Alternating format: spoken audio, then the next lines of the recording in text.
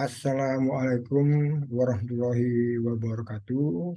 Salam sejahtera untuk kita semua, Bapak Ibu sekalian. Syukur Alhamdulillah kita bisa bertemu kembali. Pertama-tama, marilah kita selalu panjatkan puji syukur kehadirat Allah Subhanahu wa Ta'ala, di mana sampai detik ini kita masih diberi kesehatan dan kemampuan untuk melaksanakan tugas sebagaimana yang dibebankan kepada kita semua. Bapak Ibu sekalian, kali ini saya akan menyampaikan sosialisasi Permenpan RB nomor 6 tahun 2022 tentang pengelolaan kinerja pegawai negeri sipil atau ASN. Untuk itu akan saya share materi yang akan kami sampaikan. Bapak Ibu sekalian, saya akan menyampaikan materi dari Pan RB yang dalam hal ini disampaikan oleh BKD Prof. Jatim dalam sosialisasi Permenpan RB nomor 6 tahun 2022 tentang pengelolaan kinerja pegawai aparatur sipil negara. Bapak sekalian, di dalam Permenpan itu yang perlu kita ketahui bersama, yang terpenting adalah pertama tentang siapa pegawai aparatur sipil negara itu. Aparatur sipil negara, pegawai aparatur sipil negara yang selanjutnya disebut pegawai adalah pegawai negeri sipil dan pegawai pemerintah dengan perjanjian kerja yang diangkat oleh pejabat pembina kepegawaian dan diserai tugas dalam suatu jabatan pemerintahan atau diserai tugas negara lainnya dan digaji berdasarkan peraturan perundangan yang berlaku. Yang kedua, dalam ketentuan umum tersebut, yang disebut pegawai negeri sipil yang selanjutnya disingkat PNS adalah warga negara Indonesia yang memenuhi syarat tertentu diangkat sebagai aparatur sipil negara secara tetap oleh pejabat pembina kepegawaian untuk menduduki jabatan pemerintahan. Bapak sekalian, sedangkan pegawai pemerintah dengan perjanjian kerja yang selanjutnya disingkat menjadi PPPK atau P3K adalah warga negara Indonesia yang memenuhi syarat tertentu yang diangkat berdasarkan perjanjian kerja untuk jangka waktu tertentu dalam rangka melaksanakan tugas pemerintahan. Bapak Ibu sekalian, PNS dan P3K tersebut harus membuat sasaran kinerja pegawai. Apa sasaran kinerja pegawai yang selanjutnya disebut SKP itu? Yaitu adalah ekspektasi kinerja yang akan dicapai oleh pegawai setiap tahun. Kemudian apa yang disebut ekspektasi kinerja? Yang selanjutnya disebut ekspektasi adalah harapan atau hasil kerja dan perilaku kerja pegawai. Dan dalam ketentuan di Permenpan RB nomor 6 tahun 2022 itu juga disampaikan umpan balik berkelanjutan. Apa yang disebut umpan balik berkelanjutan adalah tanggapan atau respon yang diberikan atas kinerja pegawai. Ini yang dilakukan oleh atasan langsung dari pegawai tersebut. Sementara di bab 1 ketentuan umum tersebut juga disampaikan tentang evaluasi kinerja periodik pegawai. Jadi pegawai perlu dievaluasi kinerjanya secara periodik. Evaluasi kinerja periodik pegawai adalah proses di mana pejabat penilai kinerja mereview keseluruhan hasil kerja dan perilaku kerja pegawai selama bulanan atau triwulan dan menetapkan predikat kinerja periodik pegawai berdasarkan kuadran kinerja pegawai. Di permen ini ada hal yang baru yaitu tentang kuadran kinerja pegawai. Sementara juga ada evaluasi kinerja tahunan pegawai, yaitu proses di mana pejabat penilai kinerja mereview keseluruhan hasil kerja dan perilaku kerja pegawai selama 1 tahun kinerja dan menetapkan predikat kinerja tahunan pegawai berdasarkan kuadran kinerja pegawai. Jadi pembeda di permen ini adalah penilaian perilaku yang pada permen dulu, permen 8 tahun 2001 dilakukan hanya tiap 1 tahun sekali. Dalam permen ini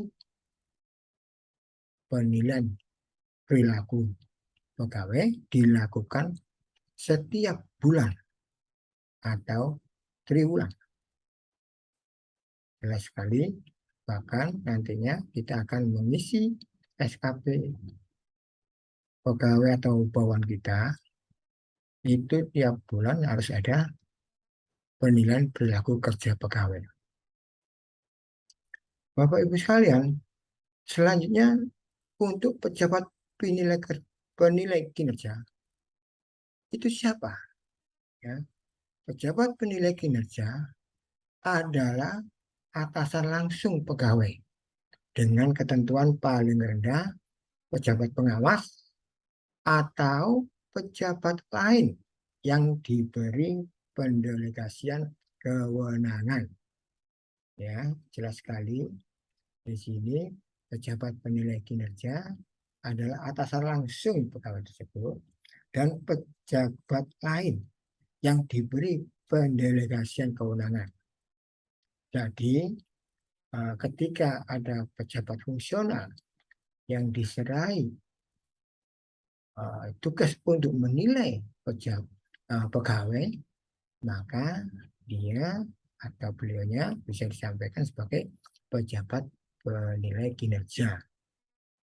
Yang minimal paling rendah pejabat pengawas atau selevel dengan pejabat pengawas. Sementara yang disebut pimpinan adalah pejabat penilai kinerja, pejabat lain dalam satu unit organisasi, lintas unit organisasi, lintas instansi pemerintah pemilik kinerja, atau outcome antara atau output atau layanan, dan atau pejabat lain di luar instansi pemerintah di mana pegawai tersebut mendapatkan penugasan khusus, ya. Dari pimpinan di sini pada Permenpan RP nomor 6 tahun 2002 ini pengertiannya sangat luas, ya. Bisa pejabat lain dalam satu unit organisasi, ya. Bisa lintas unit organisasi, bisa lintas instansi pemerintah pemilik kinerja, bisa juga pejabat lain di luar instansi pemerintah, di mana pegawai mendapat penugasan khusus terhadap suatu pekerjaan. Bapak Ibu sekalian, dalam Permen RB nomor 6 tahun 2022 juga disampaikan sistem pengelolaan kinerja mendukung mekanisme kerja yang agile atau luas atau lincah. Di sini terlihat tanda pegawai seperti ini. Kalau leadership atau pemimpin ditandai dengan gambar seperti ini. Ya. Dulu sebelum Permen PAN RB nomor 8 tahun 2001 muncul, atau Permen RB yang terbaru ini, nomor 6 tahun 2022, organisasi birokrasi kita dulu seperti ini yang kita sebut sekarang organisasi tradisional. Cirinya yaitu adanya top down organization. Nah, penugasan dari atas ke bawah. Ya. Ini pegawai. Pertama ini kita umpamakan sebagai Kadis atau eselon 2 memberi tugas kepada eselon 3. Ya. Kemudian eselon 3 memberi tugas kepada eselon 4 atau pegawai. Ya, bawahnya.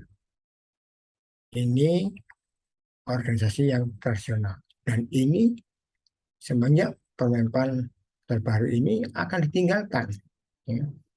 Ke depan, sesuai dengan Permen PAN RB nomor 6 tahun 2002, organisasi birokrasi kita akan mentransformasi seperti gambar ini. Ini organisasi yang agile atau luas lincah. Jadi, prinsipnya adalah adanya dialog kinerja, di mana seorang pemimpin ya untuk memberi atau mendugaskan itu hasil dari dialog kinerja antara pemimpin dengan pegawai, ya, atau antar pegawai dengan pemimpin, sebaliknya, bahkan bisa jadi antara pegawai dengan pegawai, ya, a cross functional agile team, ini istilahnya dalam organisasi agile tersebut. Jadi sangat luas kinerja dapat dibentuk atau disusun secara dialog kinerja antara pimpinan dan pegawai tersebut atau bawahan tersebut. Ini yang sekarang kita anut sistemnya. Jadi ketika ada pegawai di unit A, ya, dibutuhkan oleh pimpinan di unit B, ini bisa direkrut sebagai tim kinerja. Nggak ada batas. Bisa jadi pegawai ini satu unit, bisa jadi diambil oleh unit lain untuk masuk ke tim kinerjanya. Bahkan bisa jadi di luar instansi, ada instansi lain yang membutuhkan kemampuan atau kompetensi dari pegawai tersebut untuk direkrut sebagai tim kinerjanya. Jadi sangat luas, pegawai bisa melakukan kinerja dimanapun selama dia dibutuhkan di tim kinerja tersebut. Bapak sekalian, lalu poin-poin detail perubahan dengan Permen PAN RB 2001, perbedaannya seperti ini. Ya. Dulu di dalam Permen PAN RB nomor 8 2001, perilaku kerja itu ada 5, antara lain orientasi pelayanan, komitmen, inisiatif kerja, kerjasama dan kepemimpinan. Ya, Permenpan 8 tahun 2001. Kemudian pada tahun 2002 muncullah Permenpan RB nomor 6 dengan core values ASN dan merupakan pengembangan PP nomor 30 tahun 2009. Ya. Ini tahunnya salah, 2001-09. Jadi pengembangan PP nomor 30 tahun 2019. Ya. PP 30 tahun 2019. Ya. Yaitu ada 7 penilaian perilaku kerja. Ya. Yang pertama, orientasi pelayanan. Yang kedua, akuntabel. Yang ketiga, kompeten. Yang keempat, harmonis. Kelima, loyal. Keenam, adaptif. Dan ketujuh, kolaboratif. Yang kita singkat dengan berakhlak. Ya. Yang terkenal dengan singkatan berakhlak. Core value ASN sekarang yaitu berakhlak. Apa itu? Berorientasi pelayanan. A-nya yaitu akuntabel, K-nya yaitu kompeten, H-nya yaitu harmonis, L-nya loyal, A-nya adaptif, dan K-nya kolaboratif. Sementara pada Permen 8 tahun 2021, standar perilaku kerjanya yaitu standar perilaku kerja ditetapkan sesuai jenjang jabatan dalam bentuk level. Kalau di Permenpan 6 tahun 2002, kita menggunakan panduan perilaku pada core values ASN tanpa pelevelan dan dapat diberikan ekspektasi khusus pimpinan atas perilaku ASN. Ini yang menjadi poin-poin detail perubahan dari Permenpan 8 tahun 2001 menjadi Permenpan RB 6 tahun 2022. Bapak sekalian, masih banyak yang perlu disampaikan nantinya tentang Permen RB 2022 itu, tapi pada kesempatan ini saya hanya menitik beratkan pada penilaian SKP karena adanya perubahan yang cukup signifikan dari penilaian SKP selama ini. Jadi Bapak Ibu sekalian, mulai bulan Juli 2022, penilaian SKP akan ada perubahan. Antara lain, apa yang ada perubahannya itu kita akan melihat bahwa perubahan-perubahan yang terjadi sebagai berikut. Yang pertama, mari kita langsung praktek, ya, masuk ke e-master kita. Nah, inilah pertama kali halaman atau menu utama e-master kita. Seperti biasa, kita akan masuk ke menu SKP. Setelah itu akan masuk ke menu utama. Tentu kita akan mengklik penilaian kinerja bawahan. Ya, kita klik itu dulu, baru akan masuk ke menu berikutnya, yaitu tentang adanya predikat kinerja. Ya, predikat kinerja bawahan ini harus kita lakukan penilaiannya.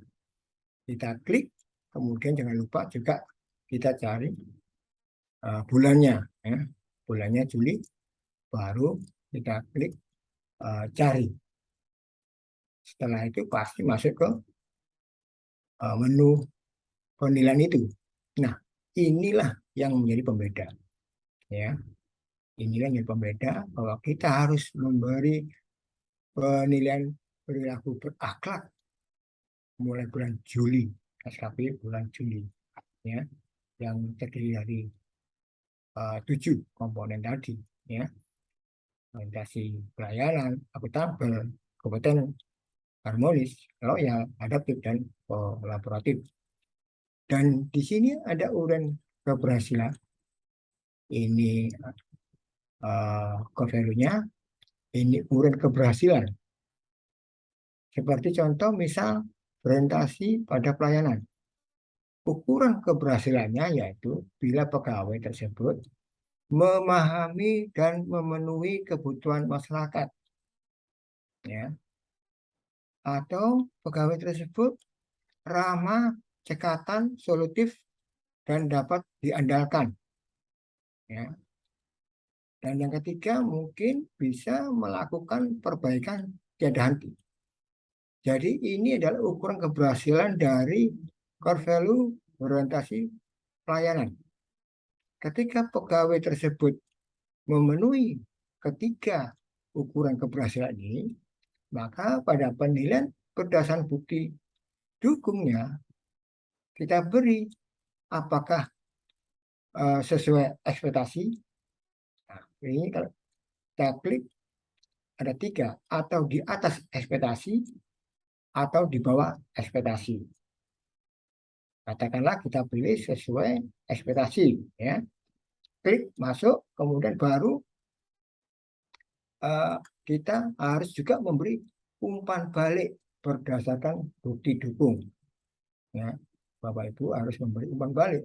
Katakanlah di sini hasil pekerjaan yang tersebut di antara ketiga ukuran keberhasilan ini ternyata dia kurang ramah. Ya kita tulis di sini, kita ketik kurang ramah. Dan begitu seterusnya, masing-masing core value dengan ukuran keberhasilannya, kita bisa melihat dan membacanya apakah pegawai tersebut memenuhi ukuran keberhasilan ini, kemudian baru kita nilai ekspektasinya di atas ekspektasi, sesuai ekspektasi, atau di bawah ekspektasi. Kemudian kita beri umpan balik berdasarkan penduduknya ada. Apakah kurang ramah kalau dalam hal ini, ya, atau kalau di sini katakanlah yang aku tampil, katakanlah dia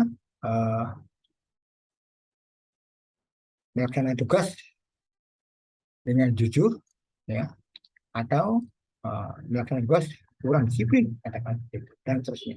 Ini sesuai dengan penilaian Bapak Ibu sebagai atasan langsungnya, ya, secara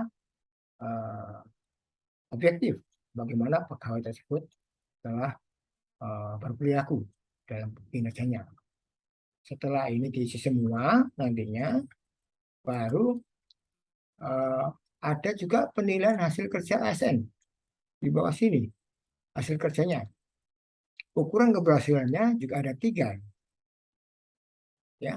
Di atas ekspektasi artinya, ya, sebagian besar atau keseluruhan hasil kerja di atas ekspektasi dan tidak ada hasil kerja utama yang di bawah ekspektasi, dan umpan balik sebagian atau seluruhnya menunjukkan respon positif. Jadi ketika Bapak Ibu di sini memberi nilai di atas ekspektasi, harus berdasarkan ukuran keberhasilan ini. Jika pegawai tersebut sebagian besar atau seluruh hasil kerjanya di atas ekspektasi, di atas ini semua, yang katakannya yang kolaboratif adalah memberi kesempatan kepada berbagai pihak untuk berkontribusi. Dia luar biasa seperti itu, terbuka dalam bekerja sama untuk menghasilkan nilai tambah. Dia melakukan lebih dari itu, atau menggerakkan pemanfaatan berbagai sumber daya untuk tujuan bersama. Dia melakukan lebih dari ini. Maka dia akan mendapatkan hasil kerja di atas ekspektasi, ya, atau sesuai ekspektasi. Apa ukuran keberhasilannya? Yaitu sebagian besar atau seluruh hasil kerja sesuai ekspektasi, dan hanya sebagian kecil hasil kerja utama yang di bawah ekspektasi, dan umpan balik sebagian menunjukkan respon positif, ya. Nah, kita beri katakanlah ini sesuai, ya kita beri sesuai, kita klik sesuai dengan ekspektasi, kemudian kita beri umpan balik, ya. tingkatkan inovasinya. Misalnya seperti itu. Jadi kan eh, kalimat positif ini, respon positif, ya, tingkatkan inovasinya. Atau dia di bawah ekspektasi. Pegawai tersebut sebagian besar atau seluruh kinerja utamanya di bawah ekspektasi dan umpan balik yang diberikan atas hasil kerja pegawai sebagian besar atau seluruhnya tidak memberikan respon positif. Jika dari umpan balik ini banyak respon yang negatif atau tidak positif, maka dia bisa disimpan hasil kerjanya di bawah ekspektasi. Begitu. Dan kemudian setelah itu kita lihat hasil kerjanya di mana, kita beri penilaiannya, umpan baliknya juga, baru kita lakukan klik save, ya, untuk menyimpan hasil penilaian kita, ya, simpan, maka nantinya akan tampak di menu utama pegawai tersebut seperti ini, nilainya 100-100, ya. Dan jika Bapak Ibu tidak memberikan umpan balik, akan kosong seperti ini, ya. Ini contoh yang salah, ya, karena tidak diberikan umpan balik berdasarkan bukti dukungnya. Ini harus terisi umpan balik ini. Umpan balik ini juga merupakan uh, hasil kinerja atasan langsung. Apakah atasan langsung itu betul-betul perhatian, mendukung, ya, memperhatikan kinerja pegawai atau bawahannya, tidak, ya. Ini akan dilihat. Kalau nggak ada tulisan plus ini semua juga nggak ada penilaian dari atasan langsungnya, harus terisi ada penilaian karena ini satu rangkaian, ya, satu rangkaian. Kemudian Bapak Ibu sekalian, bagaimana dengan panduan perilaku core value berakhlak, ya? Dari materi PANRB ini yang disampaikan oleh BKD saat sosialisasi, kita bisa melihat bahwa core value berakhlak terdiri dari 7, yaitu orientasi pelayanan, akuntabel, kompeten, harmonis, loyal, adaptif, dan kolaboratif, ya.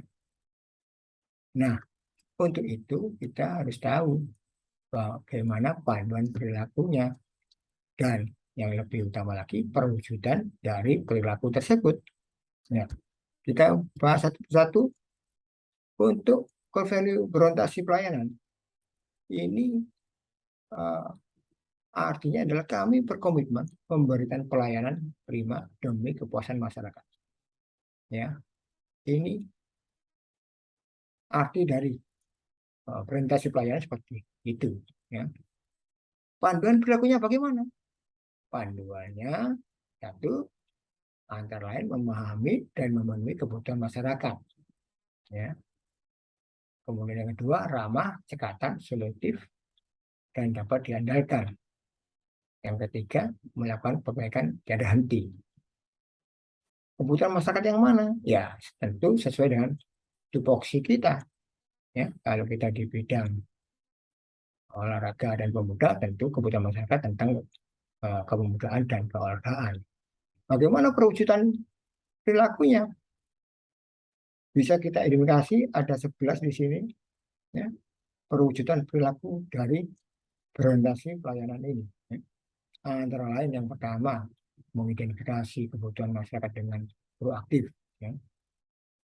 Memenuhi kebutuhan masyarakat dengan responsif. Ini perwujudan perilakunya. Melayani masyarakat sesuai tupoksi kita, ya. Berarti kalau pegawai tersebut melakukan ini, maka ini sesuai dengan ekspektasi, ya, nilainya.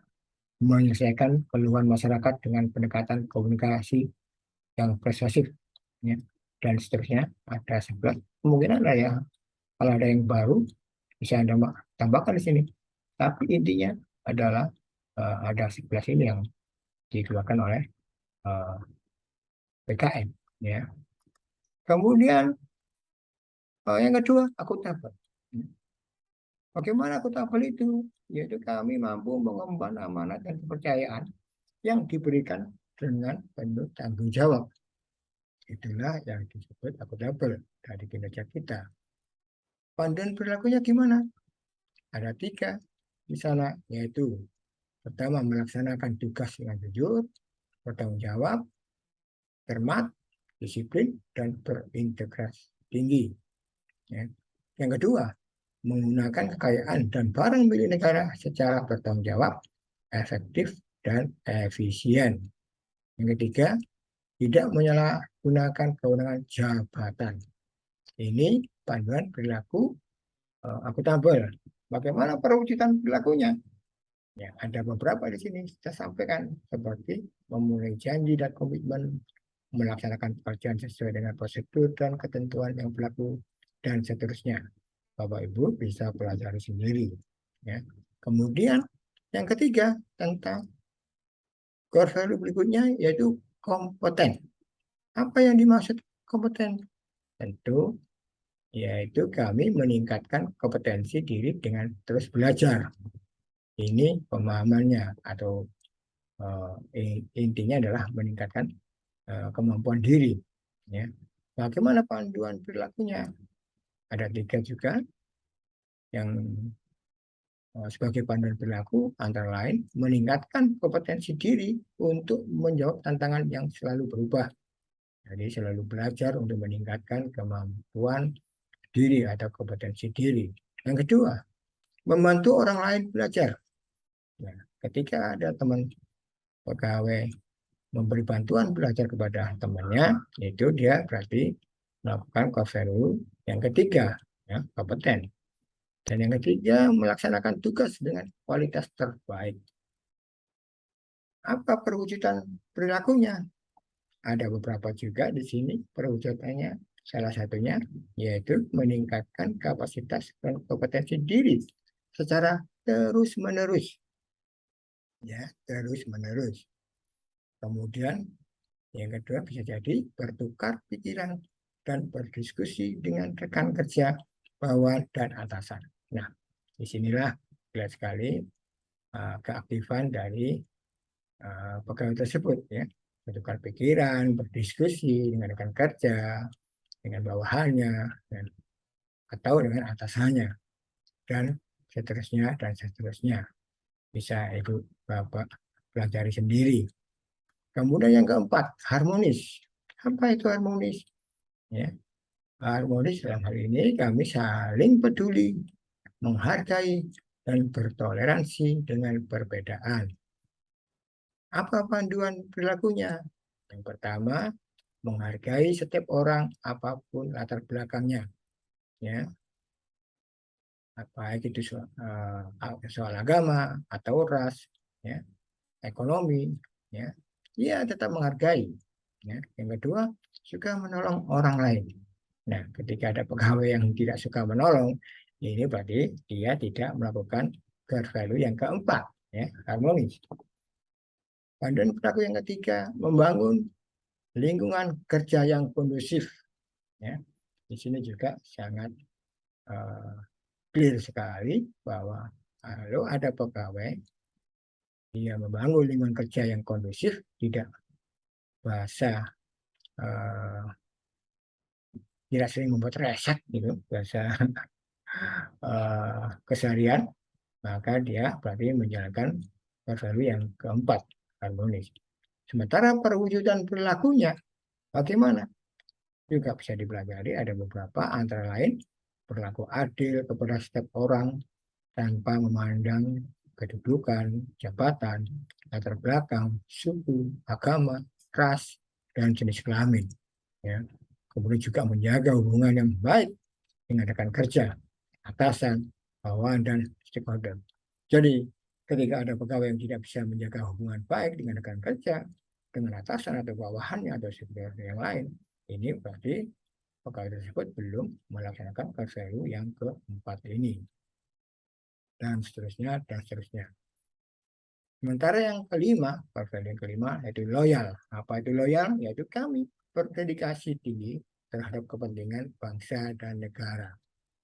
Loyalitas kita kepada bangsa dan negara. Apa panduan perilakunya? Pertama, memegang teguh ideologi Pancasila, Undang-Undang 1945, setia kepada NKRI serta pemerintahan yang sah. Yang kedua, menjaga nama baik sesama ASN, pemimpin, instansi, dan negara. Ketiga, menjaga rahasia jabatan dan negara.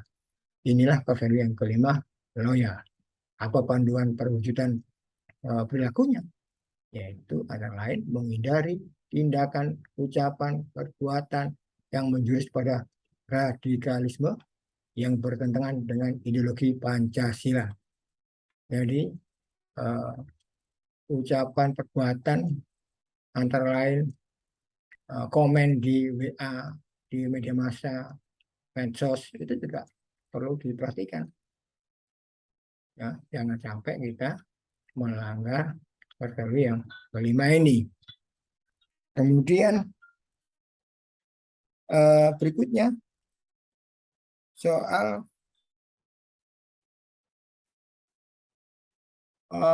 core value yang keenam, yaitu adaptif. Ya, adaptif. Apa adaptif? Yaitu kami siap menghadapi ataupun menjadi motor perubahan dengan terus mengasah kreativitas dan berinovasi. Ini core value yang keenam, adaptif. Panduan perilakunya cepat menyesuaikan diri menghadapi perubahan. Yang kedua, terus berinovasi dan mengembangkan kreativitas. Dan yang ketiga, bertindak proaktif. Jadi ketika ada pegawai yang melakukan tindakan proaktif, nah, berarti dia melaksanakan core value yang keenam ini, adaptif. Ketika ada pegawai yang mampu berinovasi dengan ide-idenya, maka dia melaksanakan core value yang keenam ini. Sementara perwujudan perilakunya antara lain seperti misal menyesuaikan diri di berbagai lingkungan kerja, ya, mampu menyesuaikan diri di berbagai lingkungan kerja. Nggak ada istilah, wah ini nggak sesuai dengan saya, ini nggak ada, tapi dia mampu menyesuaikan diri lingkungan kerjanya. Ya. Yang kedua, beradaptasi dengan dinamika perubahan lingkungan. Ini. Yang ketiga, bisa menguasai dinamika perkembangan teknologi. Ini. Berarti ketika dia mampu melaksanakan perwujudan perilaku ini, berarti dia sesuai dengan ekspektasi atau bahkan kalau lebih di atas ekspektasi.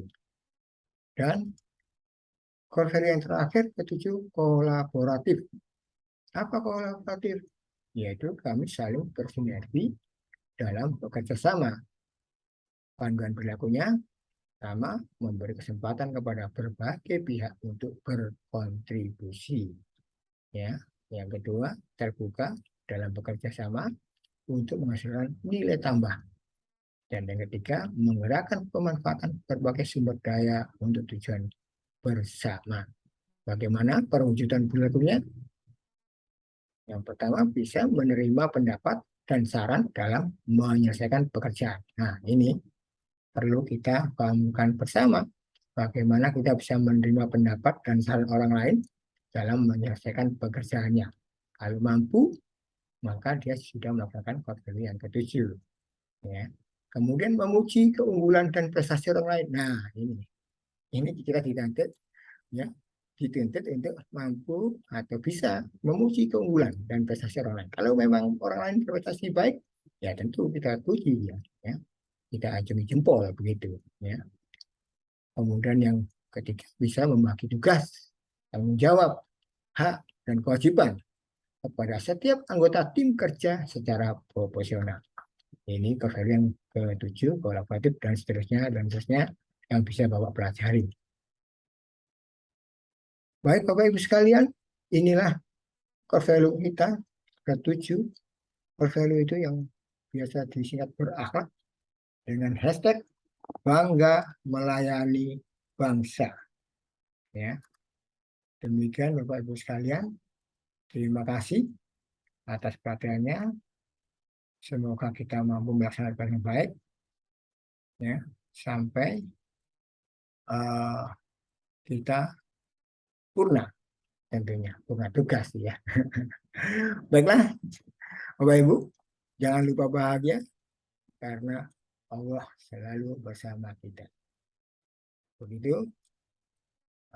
Sekali lagi terima kasih atas perhatiannya dan semoga mulai bulan Juli ini kita mampu menilai kinerja pegawai secara per bulan dengan perilaku perilaku eh, kinerjanya. Demikian sosialisasi Permenpan nomor 6 tahun 2022 ini saya akhiri. Assalamualaikum warahmatullahi wabarakatuh.